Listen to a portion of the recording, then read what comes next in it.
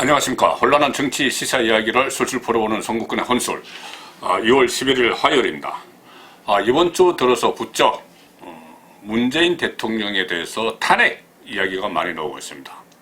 검찰 수사 이런 이야기도 나오고, 아시다시피 그 울산시장 선거 개입 의혹 그 사건에 대한 검찰 공소장이 71쪽짜리 공소장이 공개가 되면서 대통령 이런 이야기가 그런 그 단어가 35차례나 이렇게 나오고, 또 여러 가지 하명 수사, 또 공약 개발, 후보 매수 이런 데 대한 13명의 그 기소된 사람들에 대한 피고인들에 대한 혐의를 쭉 보면은 계속 그 정점에 청와대가 있고, 또 그 위에 임종석 비서실장이 있고, 임종석 비서실장 위에 대통령이 있는 것 같은 그런 뉘앙스를 풍기는 공소장이 공개되고 나서 이 선거 개입은 상당히 엄중한 사안이죠.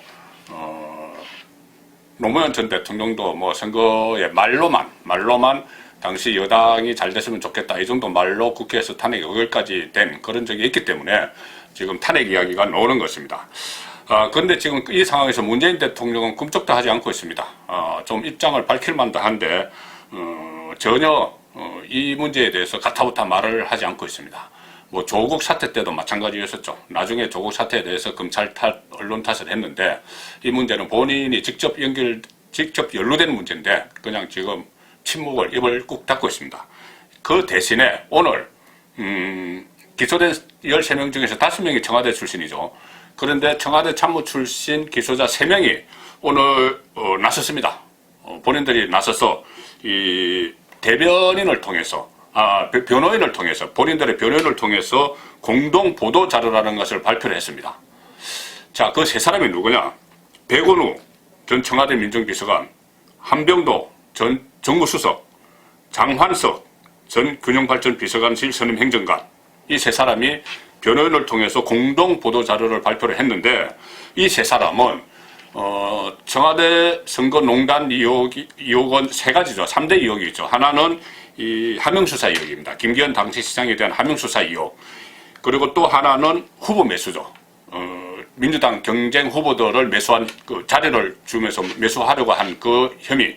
그리고 또 하나는 청와대가 앞장서서 울산시장 선거 공약을 만들어줬다. 이 3가지가 3대 의혹인데, 이 세 사람이 딱 그 3가지를 주도한 인물입니다. 백운호는 하명수사 주도했고, 한병도는 후보 매수 주도했고, 또 장한석은 공약 개발 주도했죠. 이 세 사람이 공동 보도자료라는 것을 냈습니다.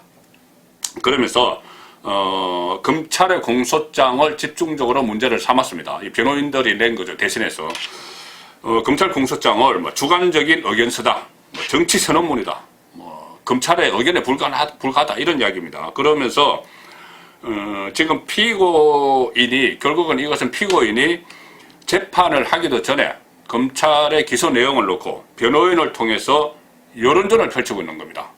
이 여론전 상당히 이례적이죠.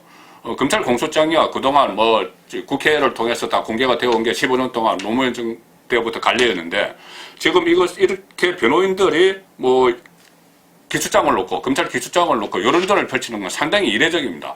그래서 왜 그런가 봤더니, 첫 번째는 아마 좀 개인 문제인 것 같습니다. 제가 말씀드린 이 백원우, 한병도, 장한석 이 세 사람은 다 이번에 총선에 출마할 사람들입니다. 그러니까 총선에 출마하는 입장에서 자기 방어에 나선 것이죠. 자기 변명에 나선 겁니다.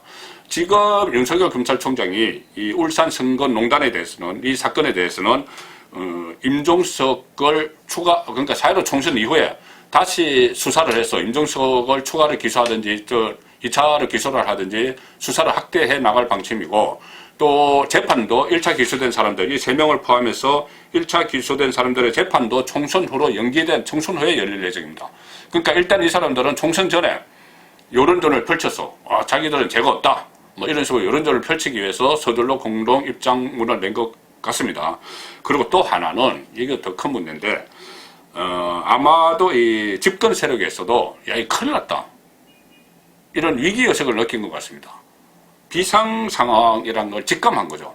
그만큼 다급한 거 아니냐, 그런 생각이 듭니다. 실제로 이 공동 보도자료 내용을 보면은 그런 분위기가 좀 확인이 됩니다. 본인들은 해명한다고 했지만은 가령 이런 내용이 있죠. 지금 탄핵 운운의 주장까지 나온 상황이 탄핵 운운의 대통령 탄핵 운운의 주장까지 나온 상황이 매우 당혹스럽다. 가도 하다는 판단에 이르렀다. 그래서 우리가 이 해명을 하는 거다. 그 보도자료를 낸 거다. 이렇게 이야기했는데 그만큼 탄핵 이야기가 나오니까는 화들짝 놀라서 지금 집권 세력이 비상 상황에 들어갔고 그래서 이 보도자료를 서둘러 낸 것 같습니다. 자, 그런데 이 보도자료를 제가 그 변호인들이 쭉 이야기한 걸 보니까는 상당히 근거가 빈약합니다. 일단 주장을 해놓고 보자. 이런 뉘앙스가 강합니다. 검찰 공소장과 비교하면은 이것이야말로 그 소설도 아니고 이것은 그냥, 고집입니다. 고집. 그냥 고집, 그건 주장. 본인들이 주장만 하는 겁니다. 3대 의혹, 제가 좀 전에 말씀한 3대 의혹을 여기서 또 해명을 한다고 쭉 해놨는데, 가령 하명 수사 없었다? 이렇게 주장을 하고, 뭐 그냥 그런 사실 없다 이렇게만 이야기하고 어떤 반박의 논거 이것을 공소장이 뭐가 잘못됐고 이렇게 1, 2, 3, 4 이렇게 잘못됐고 이게 없습니다. 구체적인 논거를 제시하지 않은 채 그냥 하명수사 없었다 이렇게 이야기했고 선거 공약에 청와대가 관여했다는 것 이것도 상당히 빈약한 해명을 했습니다.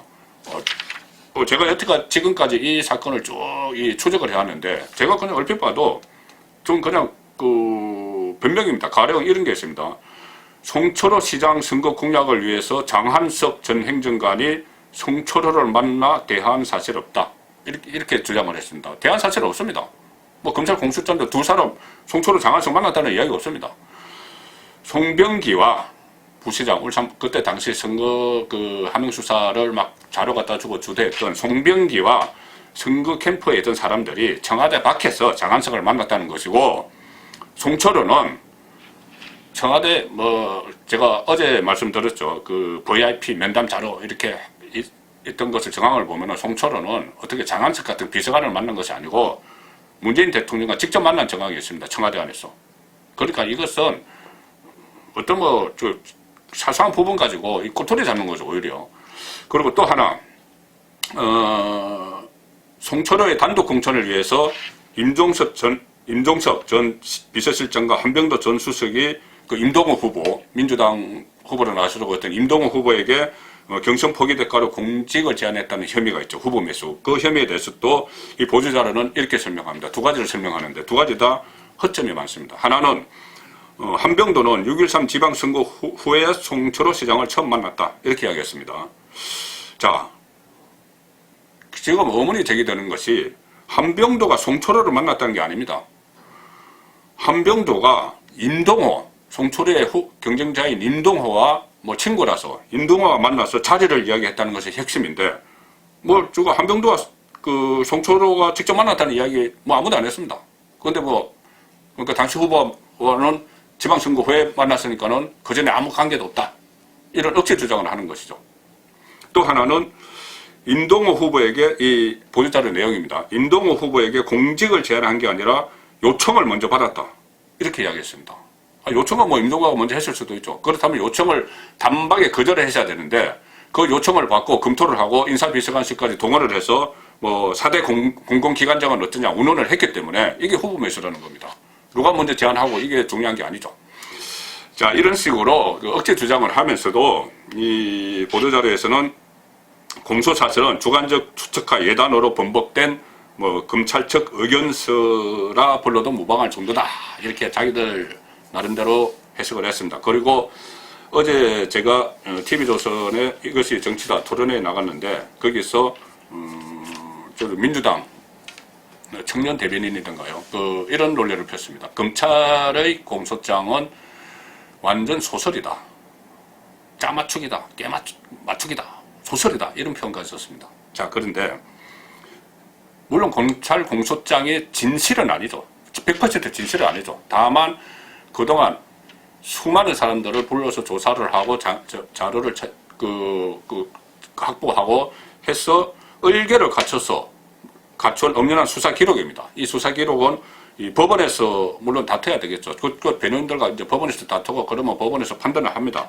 그렇지만은 그 검찰 공소장 수사 기록 자체를 뭐 주관적 의견서,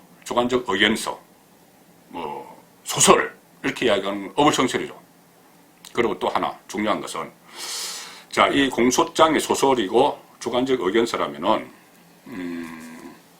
완전히 이 논리가 무너집니다. 그 박근혜 전 대통령 탄핵했던 논리부터 무너집니다. 지금 현 집권 세력이 박근혜 전 대통령 탄핵 때 일단 국회에서 탄핵 소추안을 제출을 했죠. 그래서 의결이 돼서 그것이 헌재에 가서 헌재에서 인용이 돼서 헌재에서 파면 결정이 돼서 탄핵이 이루어진 겁니다. 그런데 1차 관문인 국회에 박근혜 탄핵 소추안을 제출을 할 때 그때 어떤 박근혜 전 대통령이 위법한 사실을 했다, 법을 위반했다, 헌법 가치를 훼손했다 이것을 주장하기 위해서 첨부했던 것이 뭐냐면은 그때 당시 검찰 공소장입니다.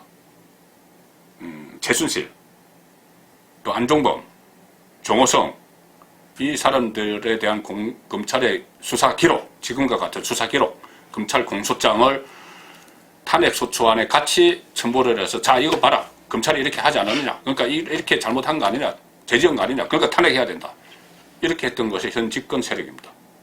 집권 세력이 그렇게 했고 또 그때 당시 문재인 그 대표 주변에 있는 사람들도 제가 문재인 당시 대표가 직접 이 공소장을 이야기했는지는 제가 찾아보지 못했습니다만은 그때 당시에 당직자들이나 이 친문 진영에 있던 사람들이 수많은 사람들이 검찰 공소장을 근거로 해서 박근혜 전 대통령이 죄를 지었다.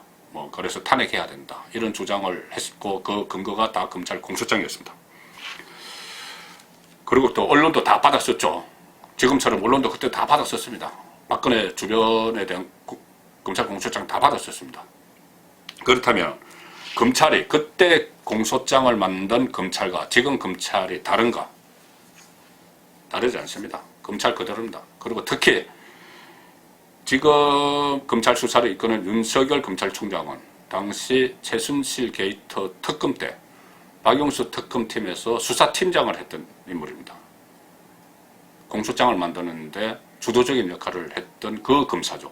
그 검사가 지금도 공소장을 만든 겁니다. 그때는 박근혜 정권에 대한 공소장, 지금은 문재인 정권에 대한 공소장. 그런데 집권 세력은 박근혜 정권에 대한 공소장은 진실이고 문재인 정권에 대한 공소장은 가짜다. 이렇게 억지 주장을 하는 것이죠. 자, 그래서 지금 어차피 피고인 신세인 이 깃털, 저는 지금 백원우까지도 깃털이라고 봅니다. 이 깃털이 나서서 여론전을 해서 민심을 호도하려고 하지 말고 다시 말씀드리지만은 몸통이 나서서 전말이 어떻고 그 부분을 분명히 밝혀야 됩니다. 선거권의 혼술이었습니다.